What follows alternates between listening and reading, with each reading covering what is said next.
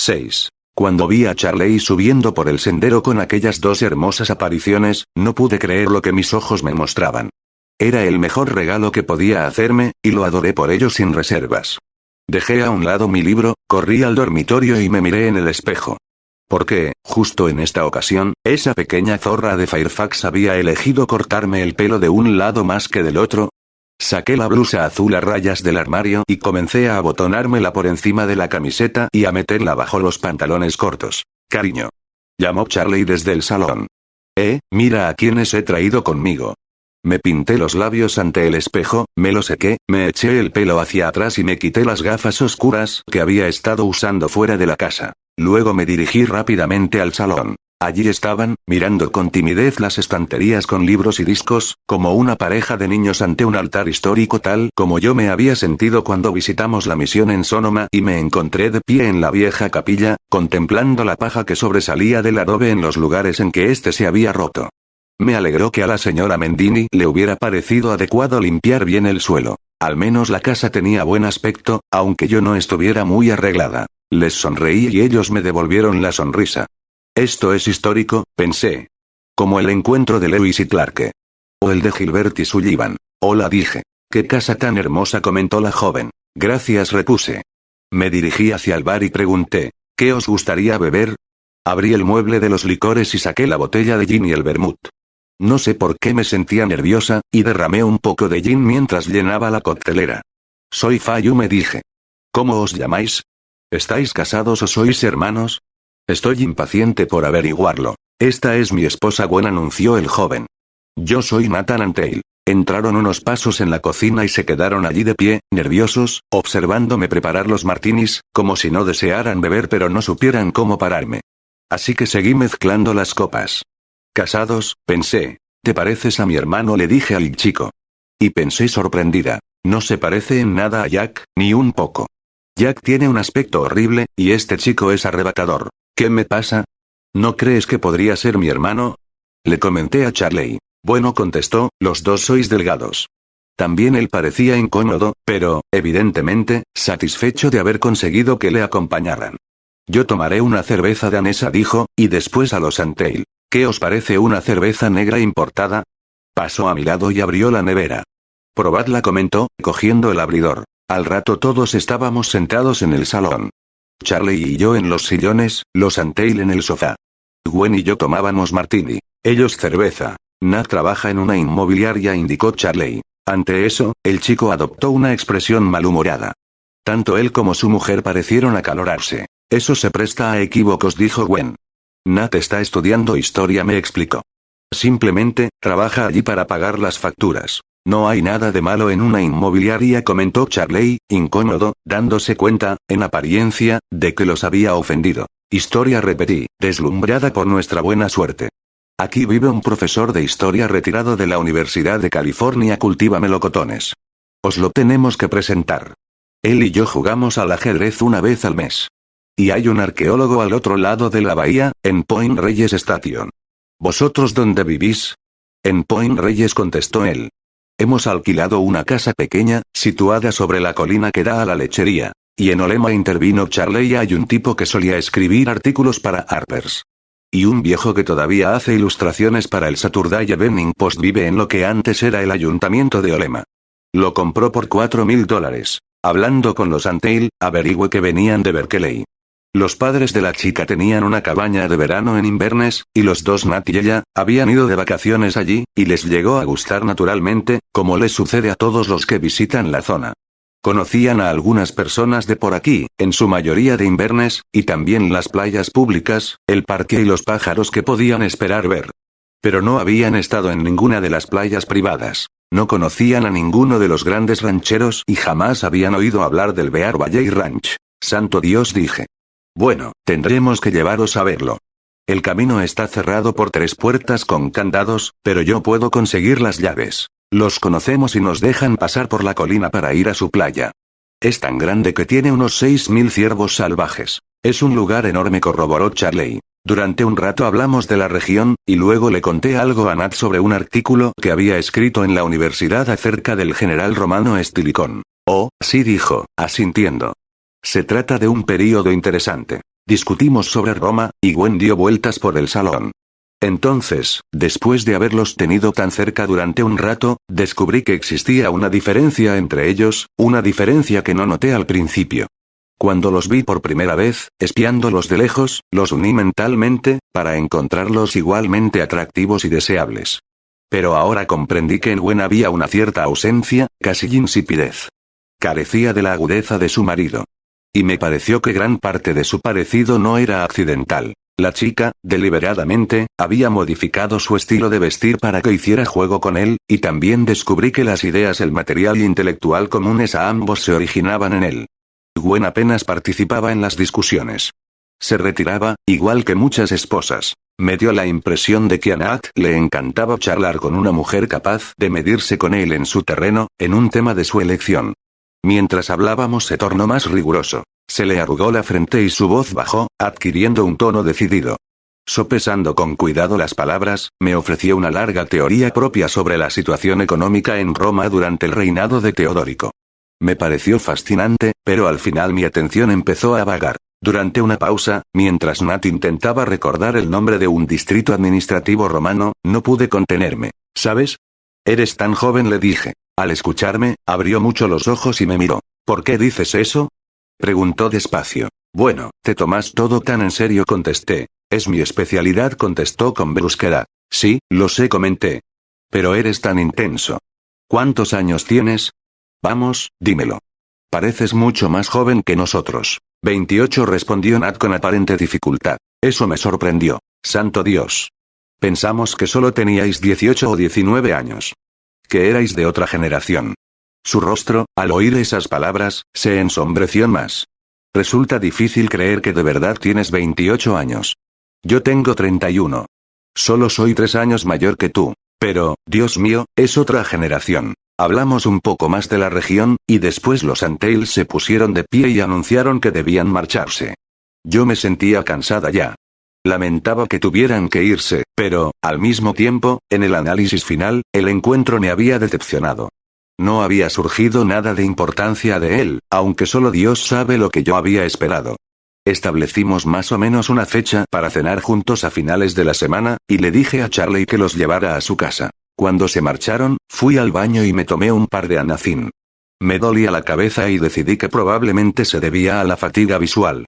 No obstante, volví al salón y saqué de la biblioteca un libro de Robert Graves que trataba sobre el período romano. Salí al patio, me acomodé en la cheslongue y me dediqué a releer el libro. Habían pasado años desde la última vez que leyera algo sobre el período romano, y supe que si iba a discutirlo con Nat, debía estudiarlo a fondo.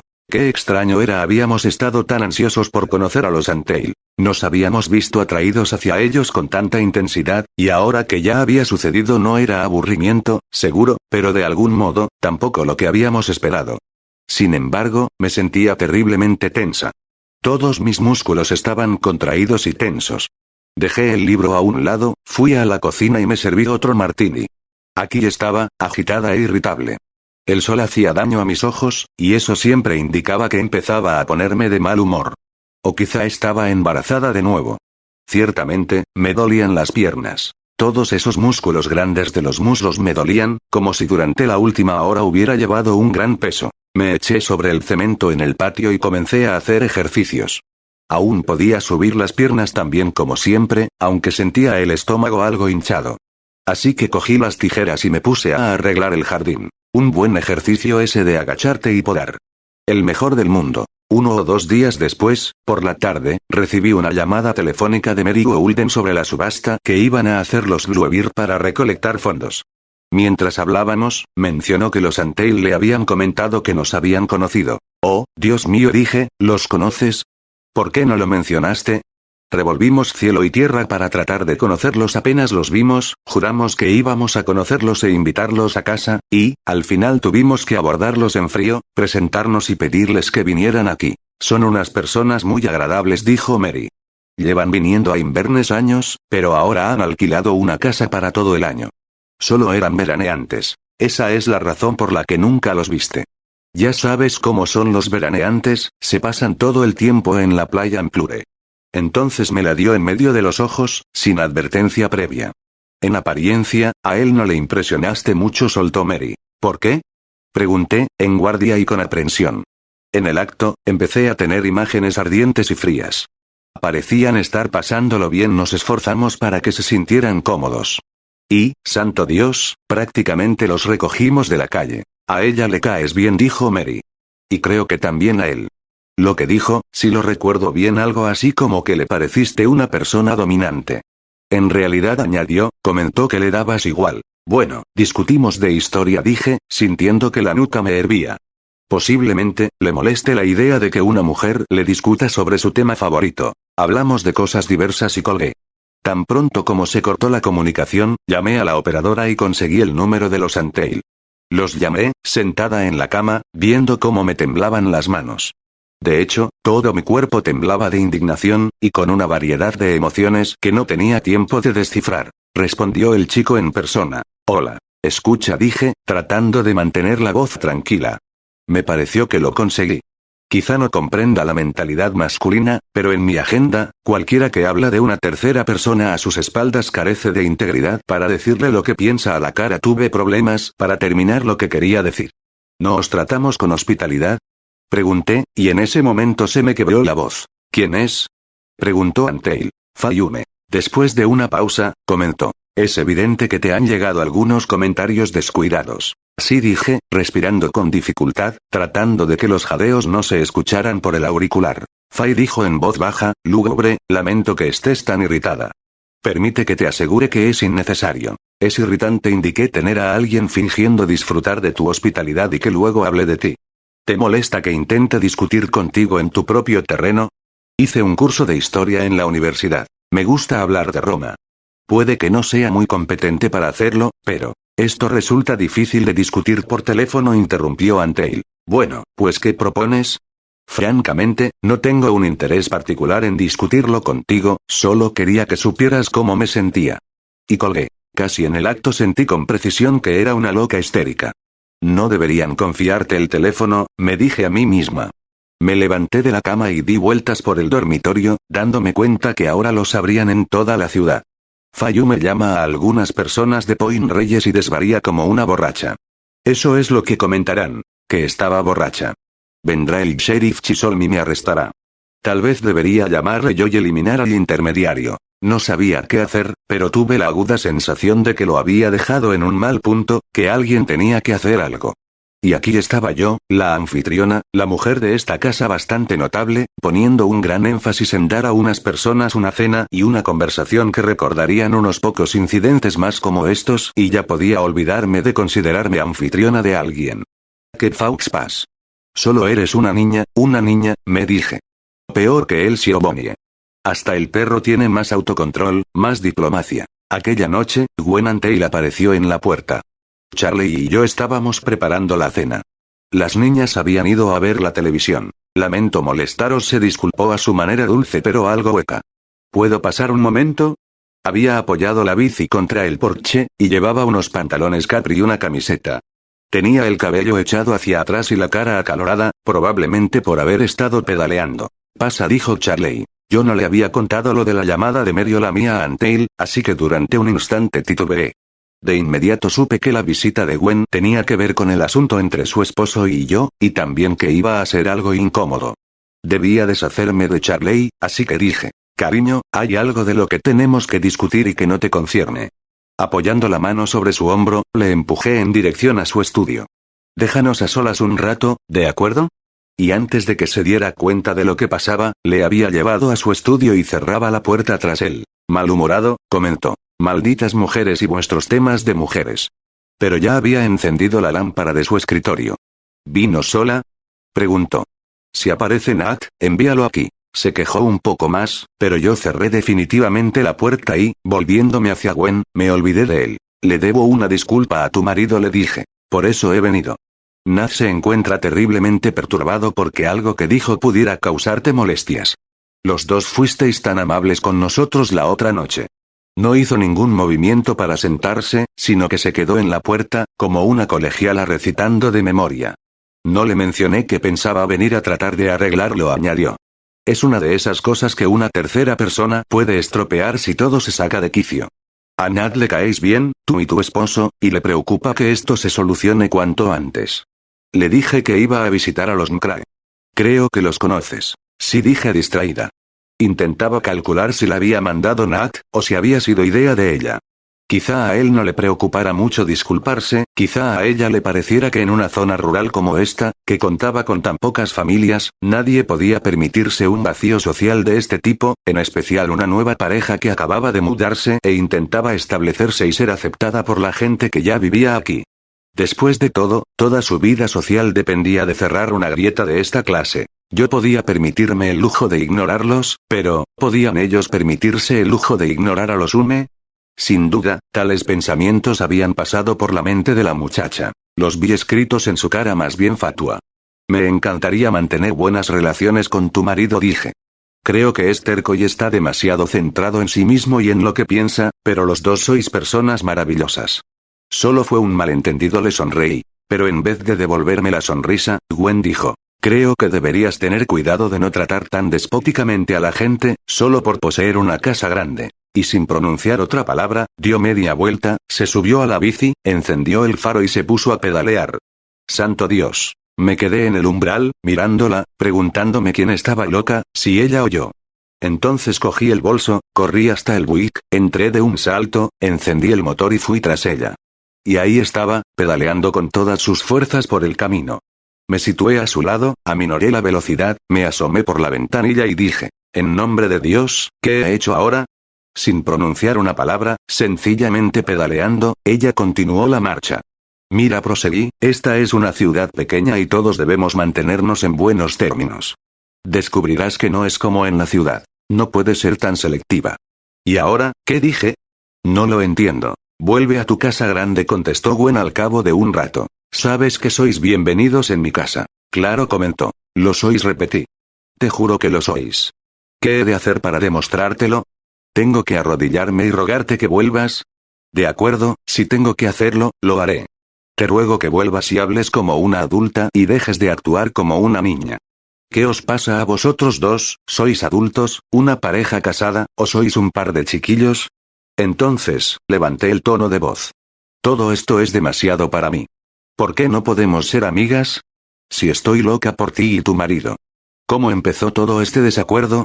Después de una larga pausa, Gwen comentó: bueno, quizá los dos somos demasiado sensibles por parecer tan jóvenes. Dios. Exclamé. Ojalá yo pareciera tan joven como tú. Eres algo caído del cielo. Jamás habíamos visto a una pareja tan hermosa antes. Desearía abrazaros a los dos, me gustaría poder adoptaros o algo así. Por favor, vuelve. Mira, insistí, acercándome a su bicicleta todo lo posible. Vayamos a recoger a tu marido, y os llevaré al western y cenaremos mariscos. ¿Habéis cenado? ¿O iremos a cenar al Drake's Arms? Por favor. Deja que os invite a cenar. Hazlo como un favor hacia mí. Empleé mi tono más persuasivo. Por último, cedió. No tienes por qué invitarnos a cenar. ¿Habéis ido alguna vez al Drake's Arms? Jugaremos a los dardos, ya sé, os desafiaré a los dos, $1 por partida. Le gano a todos menos a Oko. Al final se rindió. Metí su bici en la parte de atrás del coche y a ella en el asiento delantero, echaba humo por el sudor debido al esfuerzo realizado y aceleré. Ahora me sentía feliz, realmente feliz por primera vez en meses. Sentí que había conseguido algo de verdad al romper las barreras y llegar a estas personas agradables y hermosas, que eran tan tímidas y sensibles, y a las que se hería con tanta facilidad. Mentalmente, me juré que iría con más cuidado y que no los insultaría con mi forma de ser tan brusca. Ahora que había cedido, de hecho, me había humillado para recuperar su amistad, no quería echarlo a perder. Y ya sabes cómo eres, Fay, me dije a mí misma. Ya sabes cómo tu lengua estúpida te mete en problemas. Siempre sueltas lo que te viene a la mente, sin pensar en las consecuencias. Cuando llegues a conocerme mejor, le dije, aprenderás a no prestarme atención. Soy una persona tosca, vulgar. Recuerdo que un día en la biblioteca pública dije la palabra joder delante de una bibliotecaria. Quise morirme. Quise que me tragara la tierra. Nunca volví. Nunca fui capaz de mirarla otra vez a la cara. Gwen se rió un poco, pensé que con cierta incomodidad. Sacó ese lenguaje de Charlie y le expliqué, y, entonces, le describí la fábrica, cuántos hombres empleaba, lo que ganaba en un año. Pareció interesada, al menos hasta cierto punto. 7. El viaje hasta su casa en el condado de Marin me mareó debido a las curvas cerradas por todo el parque Samuel P. Taylor. A cada giro del volante pensaba que Charlie iba a salirse del camino. Tanto él como Fay lo conocían tan bien que sabían exactamente hasta dónde podían pisar el acelerador en cada curva. 1 kilómetro más por hora y el coche habría caído al arroyo. En una ocasión, llegó hasta los 100 kilómetros por hora.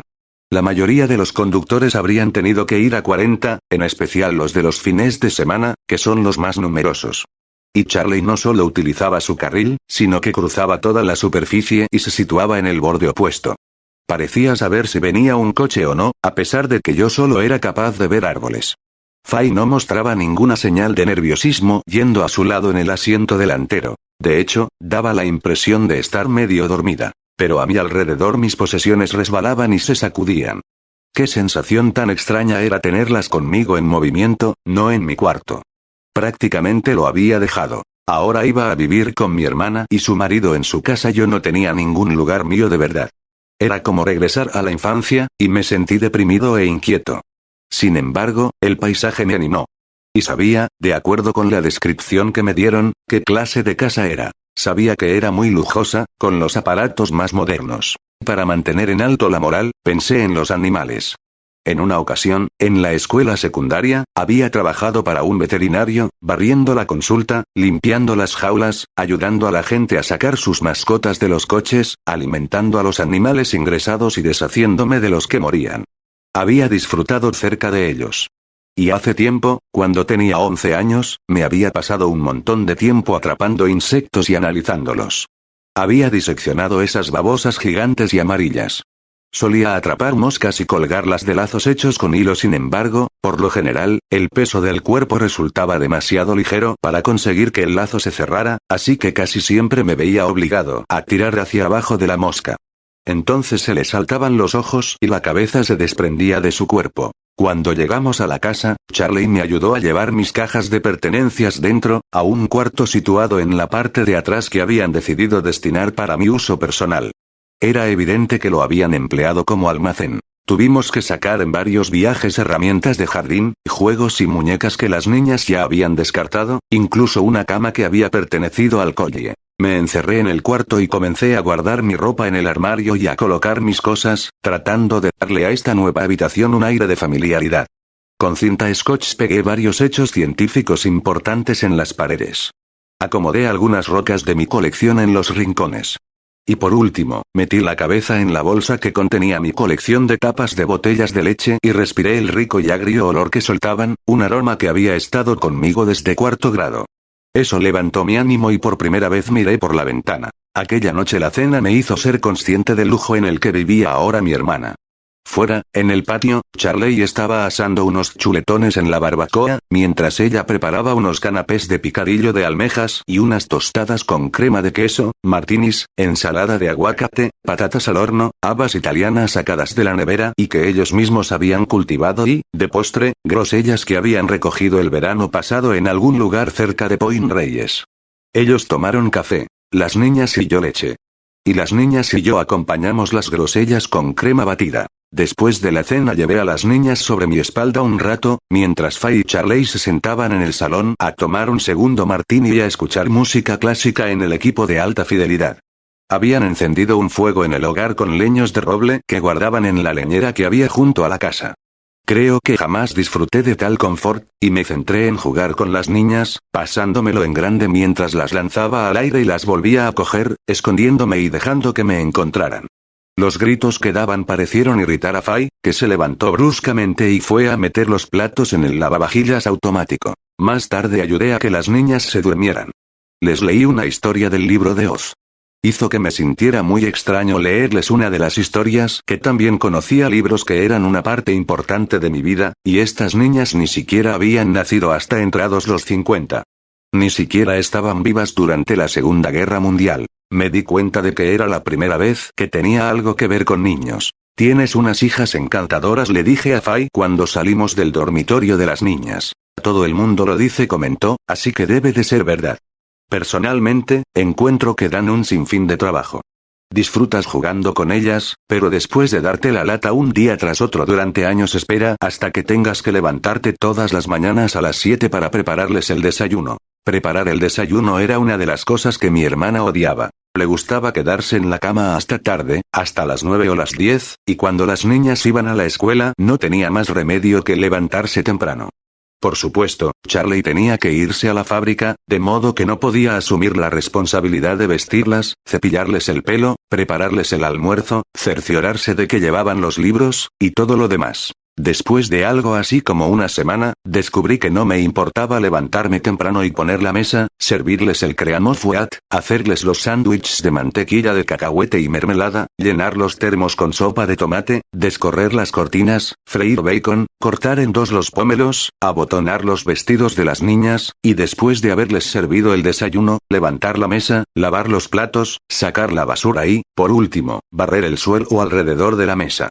Mientras tanto, Charlie se afeitaba, se vestía, se comía los huevos pasados por agua y las tostadas, se tomaba el café, y se marchaba a Petaluma. A eso de las 9 Fay se levantaba, tomaba una ducha, se vestía, sacaba una taza de café y un bol con compota de manzana al patio, comía, leía el Chronicle si a alguien se le había ocurrido ir a comprárselo y se fumaba un cigarrillo. No solo disfrutaba preparando el desayuno, sino que también disfrutaba cuidando a las niñas por las noches, y eso fue un regalo de Dios para Fay.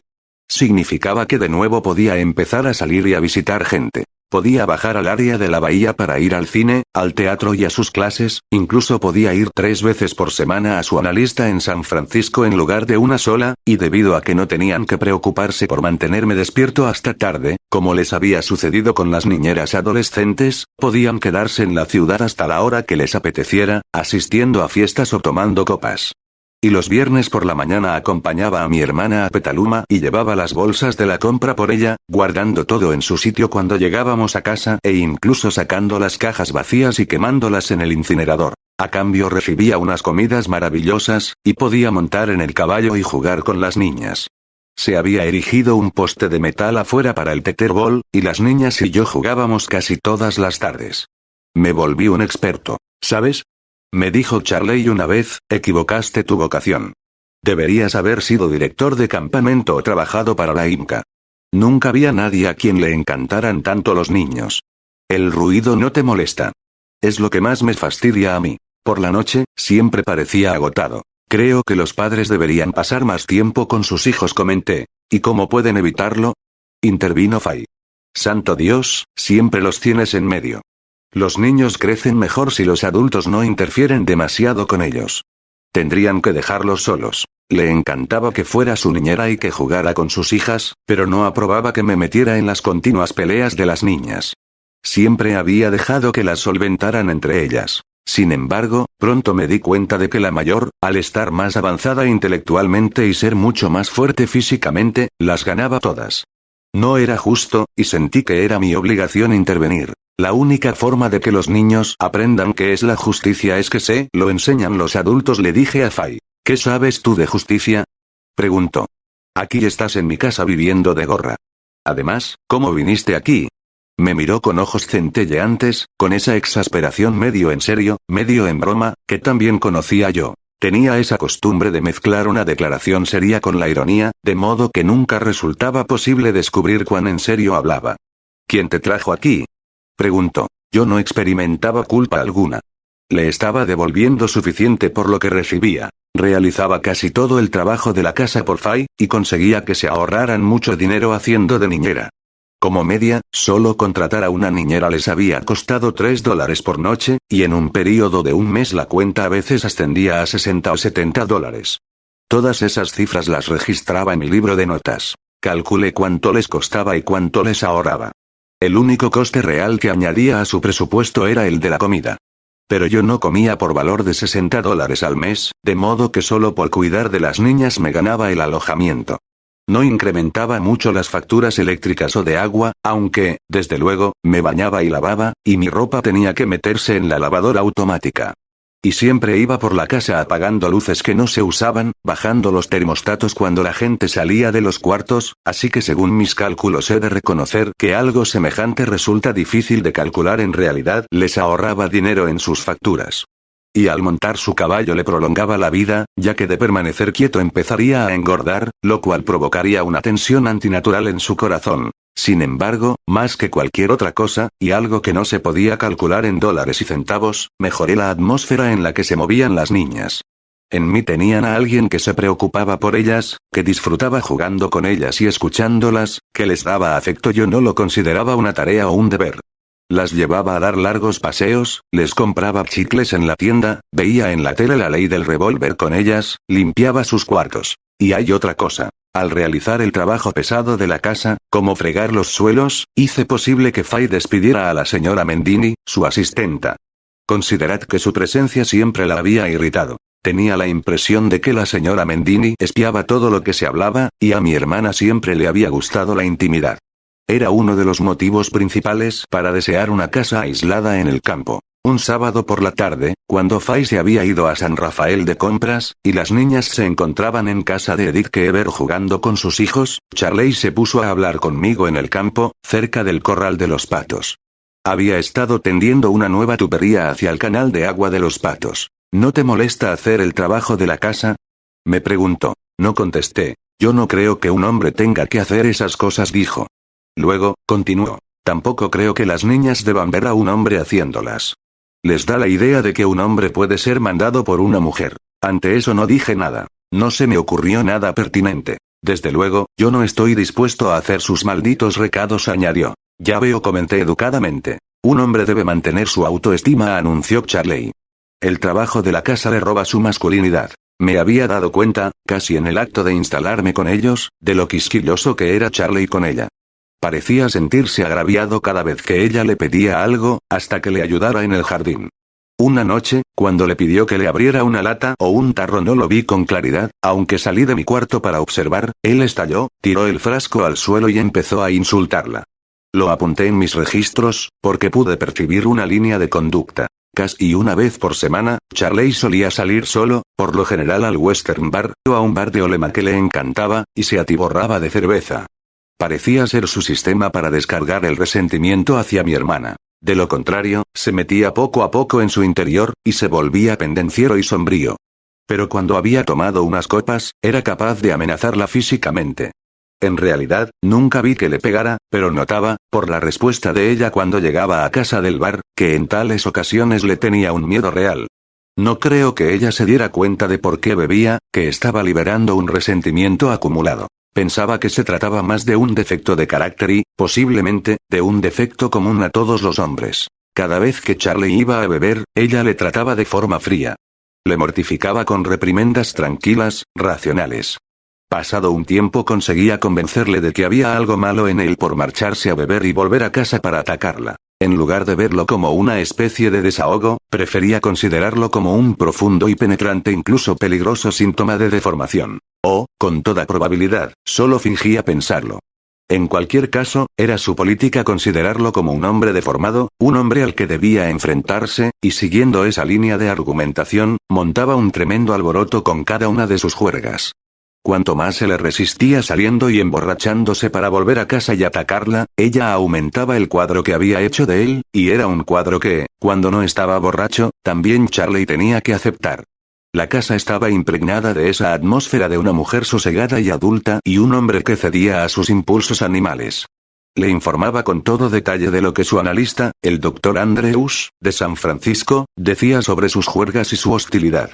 Utilizaba el dinero de Charley para pagarle al Dr. Andrews por el catálogo de las anormalidades de Charley.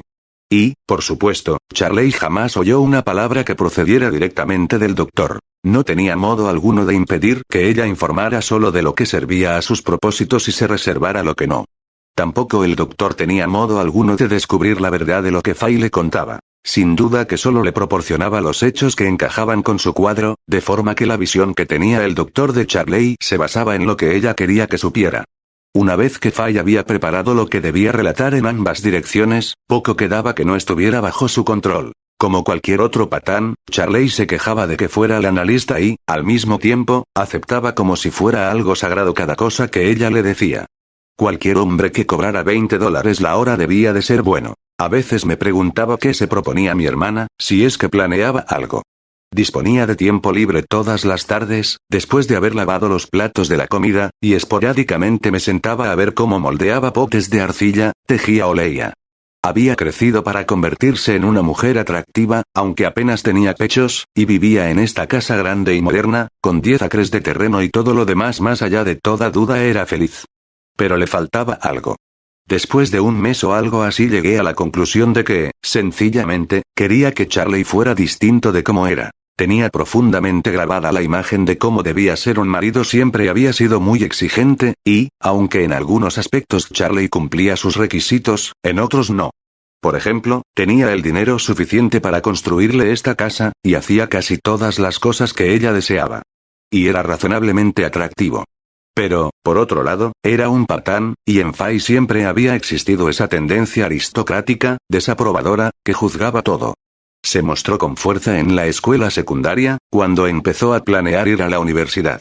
Hizo cursos de literatura e historia, y creía que las chicas que realizaban cursos de cocina y los chicos que hacían cursos de taller eran la chusma del mundo. Más allá de toda duda, a Charlie no le interesaba lo que Fay consideraba las cosas civilizadas de la vida, como la música clásica que escuchaba en el equipo de alta fidelidad. Reconozco que era un patán.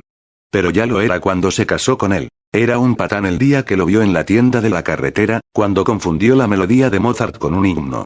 Si ella lo sabía, entonces se equivocaba en condenarle como si fuera un rasgo secreto que él le hubiera ocultado para destaparlo una vez que se hubieron casado.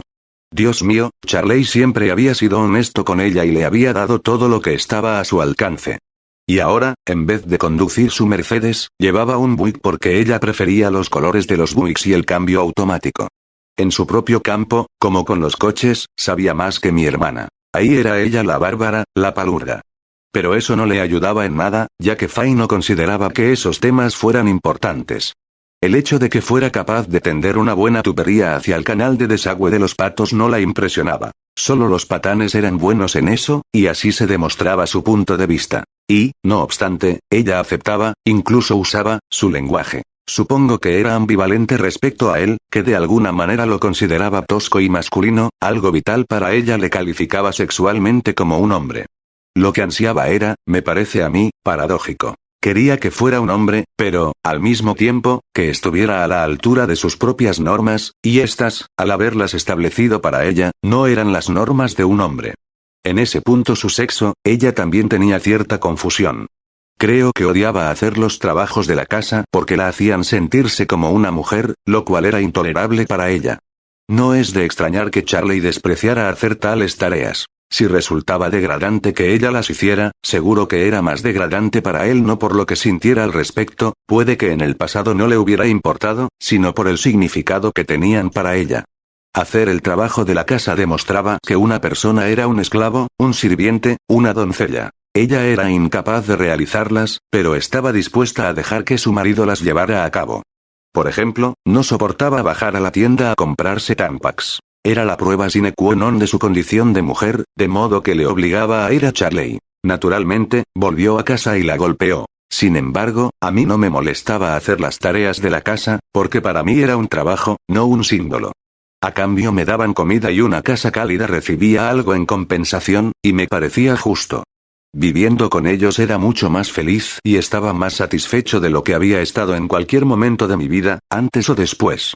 Me gustaba estar con las niñas y los animales. Me gustaba encender el fuego en el hogar. Me gustaban los chuletones en la barbacoa. ¿No resultaba más degradante para mí trabajar para Poity marcando neumáticos? La parte más extraña era la sensación de Fay de que la casa le pertenecía a ella y que Charlie, su marido, era alguien que llegaba, se sentaba en un sillón y lo ensuciaba, y sudaba en los muebles. No obstante, quizá esta no fuera su actitud real, sino más una pose. Quizá, sencillamente, habría querido mantener viva la idea de que esta era su casa, y que en ella funcionaban sus leyes. En su interior, puede haber reconocido con claridad que sin Charlie y su dinero no habría existido ninguna casa, pero, al igual que con la bebida, una teoría particular encajaba con sus necesidades y, de ese modo, ella potenciaba dicha teoría. Le hacía saber que la casa era su esfera y eso, ¿qué le dejaba a él? Un despacho en la fábrica en el que trabajar por las noches, más la misma fábrica y, posiblemente, el entorno exterior de la casa, los campos pelados y sin trabajar. Y esto también tendía a aceptarlo Charley, porque, por encima de todo, no era tan rápido con la lengua como ella y, en el análisis final, imaginaba que al ser ella más inteligente y culta que él debía tener razón. La consideraba de la misma forma que un libro o un periódico. Podía quejarse de ellos, denunciarlos, pero, en última instancia, lo que decían era verdad. Carecía de fe en sus propias ideas. Como todos los demás, se reconocía a sí mismo como un patán de primer grado. Por ejemplo, mirad a sus amigos, los Antheil. Resultaba obvio que los dos, Gwen y Nat, eran universitarios que compartían los intereses de Faye en temas culturales y eruditos. Aquí había un hombre, otro hombre, no una mujer, que les visitaba y discutía no de negocios o de técnicas de arado de sectas religiosas medievales. Faye y los Antheil podían comunicarse, y, entonces, se convirtieron en 3 contra 1, no 1 contra 1. Charley solía escuchar un rato, y después se iba a su estudio a revisar papeles. Y esto era verdad no solo con los Antheil, sino con los Finneburg y los Meritan y todos los demás. Artistas, diseñadores de ropa, universitarios que se habían mudado a Inverness, todos pertenecían a ella, no a él.